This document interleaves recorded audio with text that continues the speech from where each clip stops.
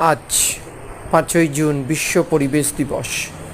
তা এই দিবসটিকে কেন্দ্র করে আমাদের বৃক্ষরোপণ আগামী বিশ্বকে একমাত্র অক্সিজেন দিতে পারে, রোগমুক্ত করতে পারে আর দূষণমুক্ত করতে পারে।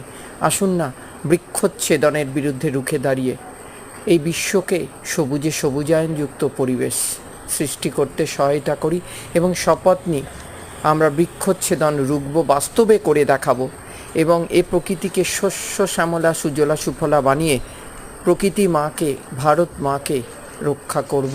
তার প্রকৃতির অনন্য অসাধারণ সবুজ আভ সৃষ্টি করে, অক্সিজেন যুক্ত করে, ফ্রেন্ডলি অ্যাটমসফিয়ার, পরিবেশ বান্ধব প্রকৃতি বা পরিবেশ সৃষ্টি করে পরিবেশকে তার নির্মলতা, তার স্নিগ্ধতা, তার সতেজতা ফিরিয়ে দেবো এবং এই প্রকৃতিকে তার আসল পরিচয় ঘটাবো।